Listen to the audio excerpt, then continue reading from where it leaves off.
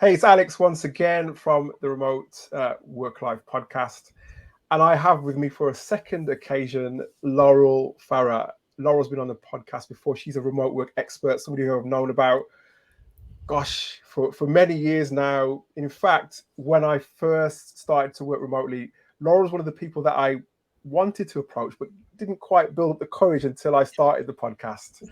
So Laurel's first time on the podcast was we were talking about what she was doing with Distribute at the time. Laurel is now with GitLab. So Laurel, I just want to say thank you so much for joining me on the podcast for a second time. You're very welcome. Oh, my word. I was excited to see your name in my inbox again. I'm always happy to be here. Nice. Thank you for the second invitation. No, it's a pleasure. It's a pleasure. And yeah, I don't think the podcast, a remote podcast or a remote event, in fact, would be the same without having you on the roster. So that's why I had to have you back for a second time. And I just wanted to find out on this occasion, because we only really talked about, we only glossed over this, over the surface of what you do, what you're about. But I thought this time around we would find out a bit more about you, how it all began, where it all began, and the why behind Laurel Farah and everything like that. So yeah, let's dig into it. Sounds great. Excellent. Well, let's start then. So tell us about you. I mean, I know a bit about you, but tell the audience about yourself, Laurel. Yes, of course. So my name is Laurel Farr, as you so eloquently introduced, and I am absolutely honored to be one of the top remote work experts in the world, which definitely was not a thing a few years ago, but here we are, and I absolutely love what I do. It's an absolute dream that I get to fill this role on an international level for a career.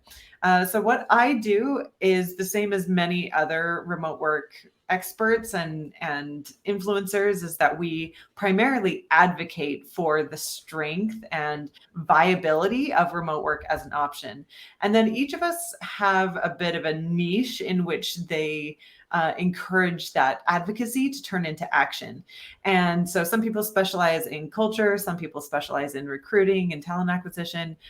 For me specifically, I specialize in infrastructure or business development and organizational behavior. So what that means is I help the actual business, the company, convert from being a traditional co-located format into a virtual format. So I build the handbooks, I audit the tools, I build the policies, actually help the company itself as an entity make that transition. So I did that previously as the founder of Distribute, which is when you and I originally connected, and that is still the world's leading consulting firm specializing exclusively in remote work. The company lives on, even though I'm not there anymore. So that's, I think, the goal of every founder. But now I individually am, like you said, at GitLab. So GitLab is the world's largest fully distributed company in the world, and I'm helping them convert their knowledge and expertise into a shareable format so that more companies and more people can learn to operate in at high scale virtual first operations better. So that's what I do now. And I'm kind of a founder all over again. I'm building this new startup called TeamOps within GitLab, and it's exciting. I feel like I'm living that founder dream all over again.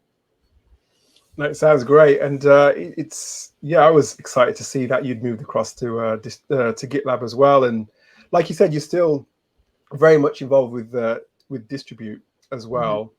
Mm-hmm. But I'm also intrigued because in this series of podcasts, I've been asking people like yourself, experts like yourself, people who are real advocates for remote work, not just for the sake of it, but for the benefit of the people who work remotely. I'm trying to dig a bit deeper in terms of how did that all come about? How did that advocacy come about, and why? So I guess my next question is, take us through your a parted history, I guess, of your career and where that transition came on, or if you had a light bulb moment, or I don't know, where did it all begin for you? Absolutely. So my story starts 17 years ago, which always makes me feel Wow. a bit old saying that, but here we are, which means that I have great experience, right? So Of course, yeah. we'll play that angle. It's experience, wisdom. This is it. uh, That's what I say. yeah, thank you. Thank you. Good answer, Alex. So, yeah, I was an office manager for a hybrid team 17 years ago, which I had no idea that it was a hybrid team, right? Because it wasn't a thing. Hmm. Hybrid teams were just not a thing. It wouldn't be language that we would use until 15 years later. So, but it was. We happened to be changing locations of our office, and the new office wasn't ready yet. And so we had to move into a temporary workplace, which was much, much smaller than the one that we had been in and the one that we would be going to. And so we only had a few desks and workspaces available for the staff. And now this all sounds very familiar that we're like, oh, you Hmm. were hot desking, and like we have words for it now. But then it was like, whew, what are we going to do? Okay, let's figure this out. Like, some of us can work in the office sometimes, the rest of us can work from home or from client sites, and we'll just make it work for a few months. So that was my first experience with a hybrid workplace location. And that's when I saw, as the office manager, how much it was impacting our team in positive ways. We were all able to stay perfectly productive, and even more productive sometimes. And we were able to have a really interesting dynamic of what value the workplace provided and didn't provide. And so that really was the point that opened my mind to maybe work doesn't have to be a place. Um, and so it was in my next role that I was the operations manager for another company. And we were kind of in a similar position that we very temporarily needed to save money. We were planning on moving Hmm. into the next big workplace because we were scaling as a team. And that office wasn't going to be ready yet. And so but our lease was up in our current place. So we were thinking, oh, what do we do? What do we do? And we were a small team. We were scaling lean. And so I was like, we did this thing in my last company and it worked really well. I feel Hmm. very confident asking my team to do this again. So the CEO had actually had a similar idea. So we validated each other and we said, yeah, let's just ask everybody to work from home for just the summer until the lease is ready on the new place. And that'll help us save money. We won't have to get into any additional debt. And I think this could work. So it was a risk, but we tried it. And at the end of 3 months, everybody loved it so much that we extended another 3 months. And long story short, nobody ever went back into the office. As the operations manager, I saw that our retention was so high, our attraction was so high for our talent, and our profitability was so high as a company that I couldn't say no to it. I saw that this Right. was the absolute key to us running with like 60% more profitability than we were before. So we were just like, let's ride this wave as long as we could. And they never went back. So that became essentially my kind of superpower, my Hmm. arsenal, my niche for companies that I would go to as an operations manager after that, or as an operations consultant, is I would always be called in to increase that profitability and to optimize those metrics as much as possible. And I said, I know one really good way to do Yeah. that, and let's all embrace remote work. And in small businesses and startups, every penny counts. And that was a huge value that I brought to every operation that I worked with. So that's how I got started, was just based on the numbers, based on business management saying, I see that this is positively impacting every single metric that we are trying to improve. It's a no-brainer. Hmm. And then from that, I guess that's, like you said, the genesis of you becoming a consultant in remote work. or was it that you were going into businesses that didn't necessarily have that mindset, and you're going in to help them to save money, so you were pitching those sorts of ideas? Was it like that? It was a little bit of both. It was mostly by nature of just questions that I started consulting, because remember, this was 17 years ago. Remote work was Yeah. not a term yet. Workplace flexibility was kind of a term. Telecommuting was kind of a term, but certainly not common in certain industries and for small businesses. And so it usually just evolved by nature of just telling people what I did professionally. And somehow it would slip that we didn't have any offices. And then that was usually the lead generation for becoming a Right. consultant, because they would say, wait, what? You don't have any offices? How does that even work? And then I would answer questions. And then I would tell them about how much profitability it had impacted our organization. And then they would say, can you come do the same thing for my company? And that was it. Wow. 17 years. I mean, I only go back as far as 2008. And again, I tell this story on every single podcast, literally. Um, there was a point where I was working remotely, and I didn't tell anybody that I was working remotely, because they look at me in a funny way. Yes, that's what people don't understand, right? They were like, Yeah. oh, you must have been such a proud pioneer. And I was like, are you kidding? We never we never breathed a word to No. anybody, especially as small business, as startup. If you said that you Mm. didn't have a storefront of some kind or a physical footprint, you were not taken seriously. So it was not something loud and proud like it is now. We kept it a secret, Yeah. like, I mean, deep, deep secret.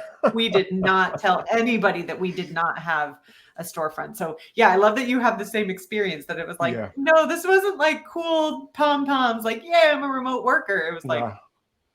I Yeah. swear I am still a professional. Okay. Like, you were just constantly trying to convince people that you were still credible. This is it. And I think, because I obviously, you mentioned the different verticals that people work in where remote work is concerned, and recruitment was one of the areas that I first had my experience of working remotely. And I at the time was trying to interact with, really serious businesses, and I was thinking to myself, how am I going to do this in such a way that will get, allow me that credibility, but at the same time work in a way that I think is the most efficient? And it was quite painful, because there's, It was.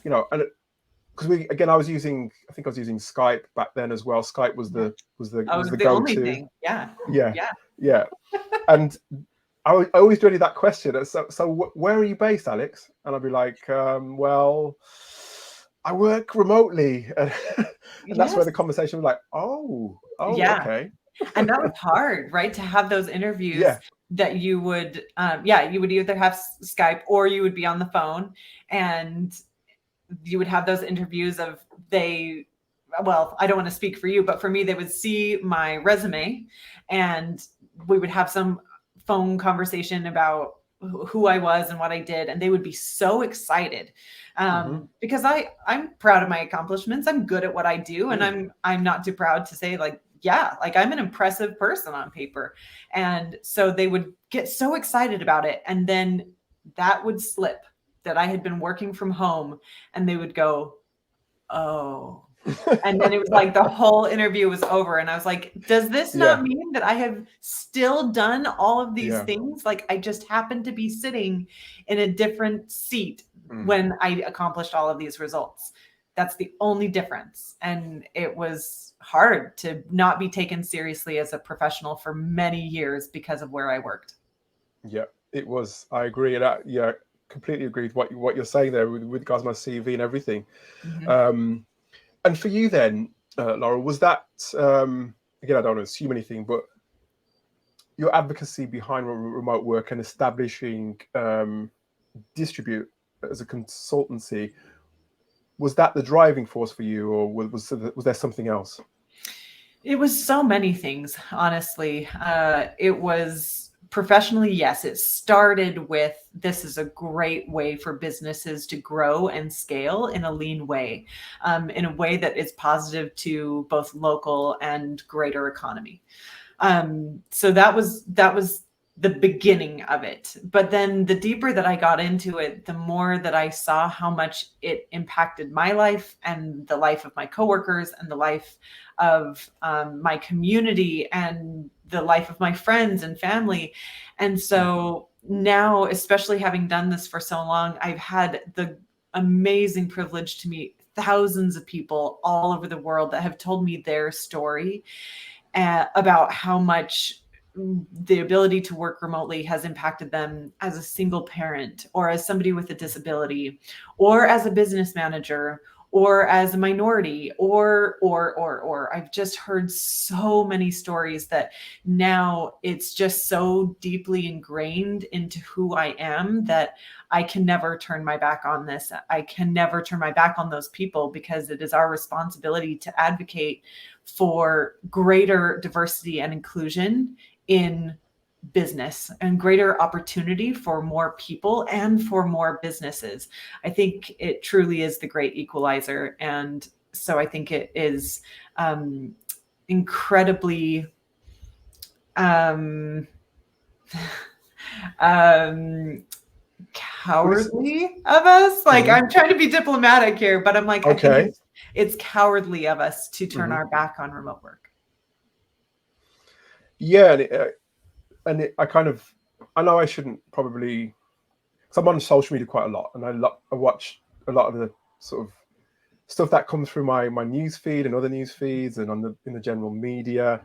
And there's still, those people journalists who are still, on the back of remote work, and still, um, I don't know if it's genuine, but they're doubting the benefits of remote work. And I know that it doesn't suit everybody. Remote work doesn't is Mhm. not for everyone. But for all the reasons that you mentioned before, that for me, I mean, parenting, that was my biggest thing. I think there'd been such a massive gap in my career had I not had the ability to work remotely whilst, looking after my daughter, for example. Yeah. And it makes me really wonder why there's so many detractors or people putting things out there that potentially can harm. I suppose what is a movement. I guess Mhm. it really makes me wonder that. Um, so we need you. We need you to continue with the advocacy. So please don't stop. And Thank anything you. I can do to help, anything we can do to help is, Please. yeah, You're we doing it. certainly You're will. spreading the word right here, right now. Doing my best. I'm doing my best. And for you, how did you then? Okay, so let's look a bit more at distribute and how you established that to be the force it is now. How did that all pan out? How did that all come about? It was like so many founding stories, it was a complete accident. So I Okay. was independent consultant. So I was just consulting on my own, independently. And then I was connected with the woman who would become my COO, and then she would eventually become the CEO when I left. Her name Hmm. is Sunny Zeimer, and she is absolutely incredible, has just as much experience as I do, and feels just as passionately about remote work as I do. And so she was just networking and reached out and said, I think I see that you're talking about this and writing about this. I have some experiences with this. Like, let's meet, let's connect. So it was just a casual networking call in the beginning, but she, uh, it just was a perfect match that we said, we feel exactly the same way. Her strengths were my weaknesses were her strengths. And so we said, yeah, let's do this together. Let's try to actually turn this into a thing that we can do together. And so we did. We collaborated together for a couple of years, and then there was the next level of opportunity where there was more consultants that were also trying to be remote work consultants. This is pre-pandemic, so there's very little market, but we each had a specialty. Hmm. And so we said, well, what if we combine together and create a consulting firm, each with our individual uh, our niches and our specialties, and we can kind of provide a full service consulting firm. And so we tried that out for almost a year, and it was exciting and tumultuous and scary. And we were right at that level of, is this going to work? Is this viable? I don't know. And that was right at the beginning of 2020. And so then March 2020 happened. Our leads increased by 6,000%. And so it was just, there was no going back. We just had to do what we needed to do. And that was really the solidification of Distribute. 6,000%. That's incredible. It was a very busy time. And I'm guessing as well, I mean, because there's still so much more to do, because there are, there's still businesses out there still trying to establish themselves as being, establishing their identity. Mm-hmm. There are those that, I guess, since the pandemic have decided, this is what we're going to do going forward. So I'm guessing those leads will only, I guess, continue to come your way. Yeah. But what do you see? I mean, because right now the theme around remote work is the news anyway. The news cycle is all about come back to the office. People being told to come back to the office, and that's the sort of general theme that's going around. What do you see as the do you think that it's going to continue to grow, or because obviously right now things are beginning to plateau out, in some cases dip a little bit? How do you see the future? How I see the future is with a lot more intention. Prior to the pandemic, we as a remote work advocacy community, we hoped and dreamed that we would get to scale eventually, right? We had all the intention, all of the plans, no market. Now it's been reversed, that we have huge market, but no intention and no plans, because everything has been so reactive for the past few years. And so what I see right now as a tipping point for our industry is that we have the chance to design the industry that we originally intended to, but with the market to be able to support it. So it really is the best. It can be the best of both worlds, but we have to be a lot more intentional. And frankly, that's why I moved on from Distribute to Team Ops, because I saw that there was a gap in terms of industry leadership. As a consultant and as a consultancy, there was a lot of subjectivity in our advice that we would give to companies. We would say, this is a good idea because we say so. But there's really no industry standards. There's very little industry research. There's very little overarching support or resources for our entire industry that binds and unifies us together and gives us more credibility. And so I saw that all of us as advocates, as tools, as consultants, as constructors, we needed more support. We needed more resources in order to be able to move forward in a unified and intentional direction. And so that's why I moved on to Team Ops, was to help build that, to help build a space of unification and a space of intentionality and industry leadership in order to create more foundation for all of us to build this industry together.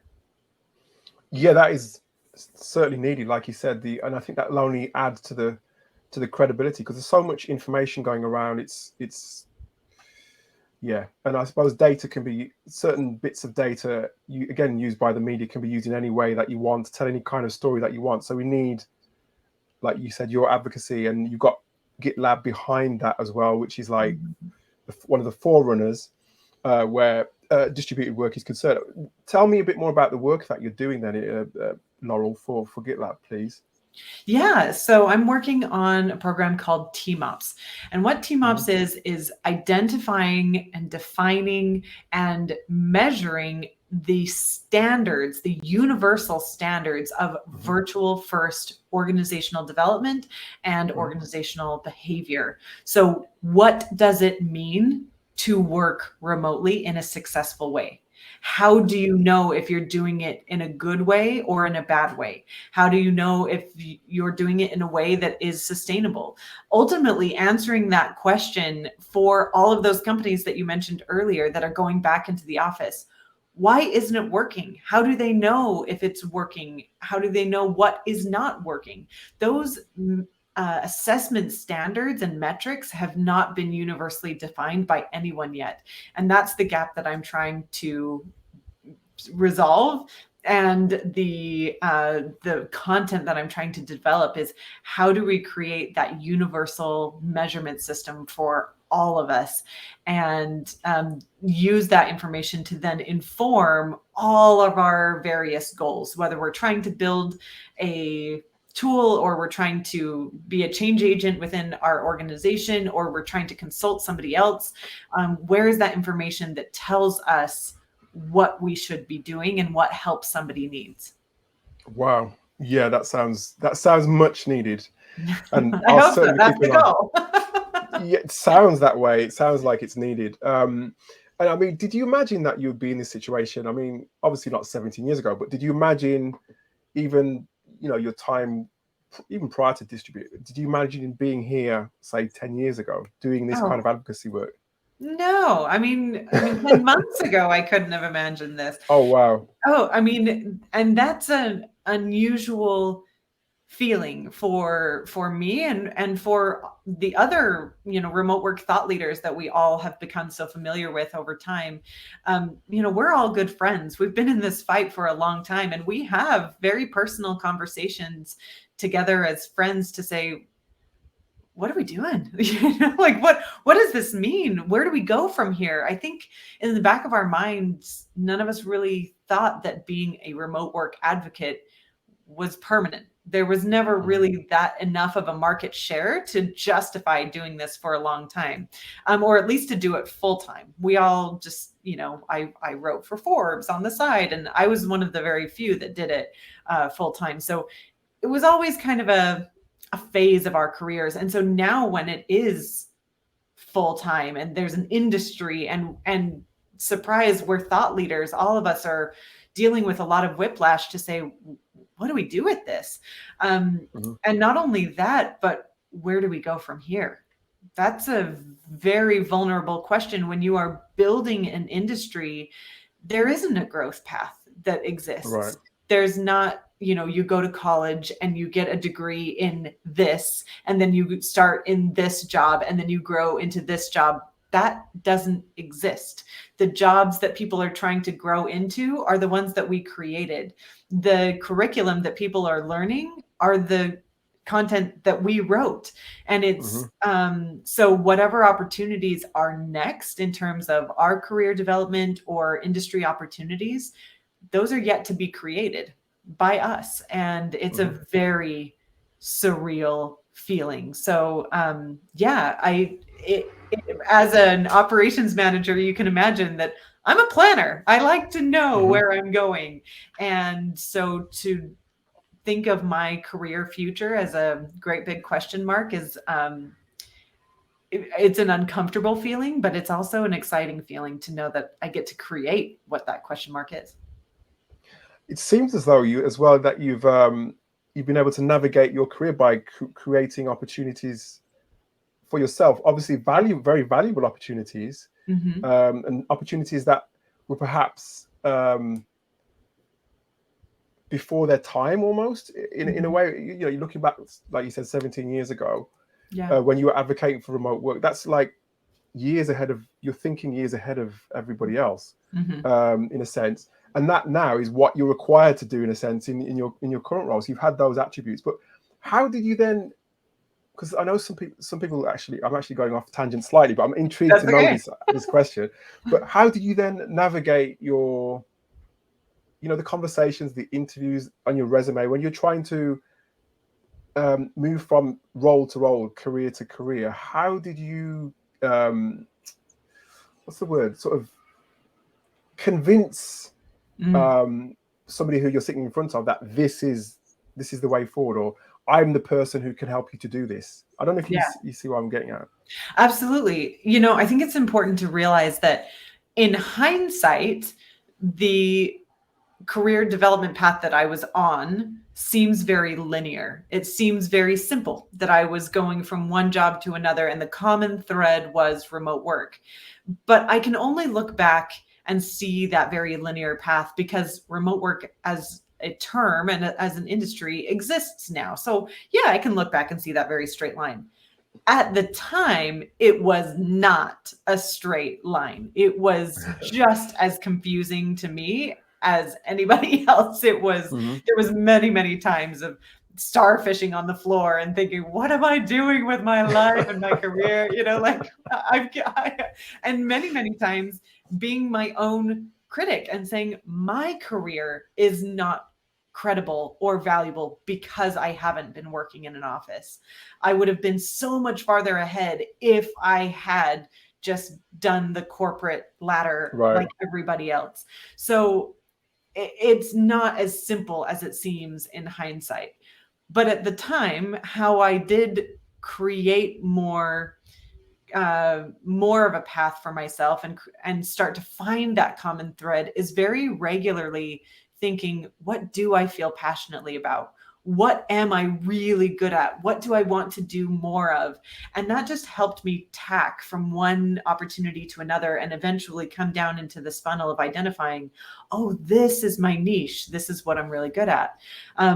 So the conversations at the time were really good sales, to be honest. It was Hmm. like, okay, this is what I see you need for your company. And based on this previous experience, I feel confident that I could do that for you.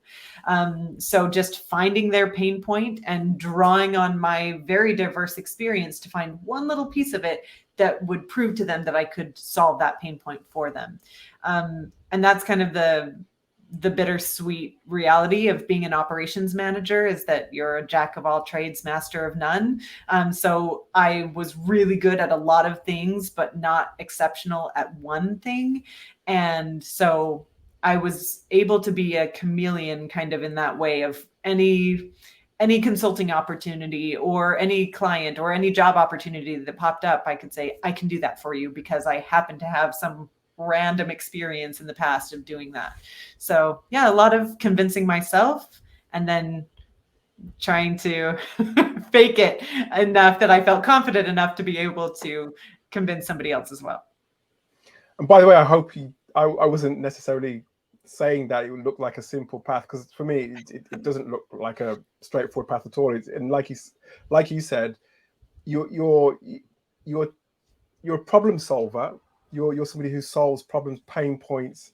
Mm-hmm. But at the same time, you're trying to convince people of things that perhaps they don't even not even aware sometimes that they problems that they had, Yeah. and give them solutions that perhaps they weren't even thinking about at the time as well. So it's a combination of lots of things coming together to the situation that you're in now. Yeah. And that's with GitLab, which, you know, how are things? I mean, GitLab is, like you said, the biggest out there. What's it like? How has it been for you in the last few months? Oh, it's been very exciting. I was a little nervous about going back into corporate. I haven't worked in corporate for even, since before I was working remotely. So 18 years ago was the last time I was working corporate. So I was a little bit nervous about it, a little bit excited. But I've been advising and consulting corporations for the past several years. So I felt pretty sure I knew what I was getting into, and it did not disappoint. GitLab has been a very exciting challenge for me, and it has been a really good step for me in my personal career development because I was ready to be challenged in new ways and receive new mentorship and solve new problems, and that's exactly what I'm doing. So personally, I've absolutely loved my time so far at GitLab, and then professionally, it's been incredible to be able to see these gaps in the industry and be able to start building solutions for them. I'm I'm very, very fulfilled and satisfied right now. No, it sounds good. And what are you excited about then? Because it's like you said, it sounds like you're, you know, where you need to be and where you want to be right now. What are you excited about when it comes? I mean, some of the work that you just described actually is exciting me, but I want to know what's exciting you. It's being able to pay it forward. I think so much of our work as thought leaders and as pioneers in this space is solving problems for other people that don't know that they're problems yet, or Mm, building solutions so that somebody else doesn't have to go through the same frustration that I did. So it's all about creating solutions for people behind you. And so that's exactly what I'm excited about. Is I know the pain points of building tools for remote work. I know the pain points of consulting on remote work or advocating for remote work. I know all of those firsthand, and so I know that my peers and our successors will have the same frustrations. So what solutions can we build? What documentation can we build? What resources can we build now that will not only make it easier for myself, but make it easier for everybody around me and everybody behind me, so that we can just gain momentum as a community? sounds good. Sounds good, Laurel. And I just wanted to say thank you so much for coming onto the podcast for a second time. It's My been a pleasure pleasure. having you. And of course, I'll be keeping track of what you're doing as well. And I just wanted to wish you, GitLab, Distribute, all the best going forward. And yeah, great to see you again. Thank you. Thank you so much for having me. It's been a great conversation.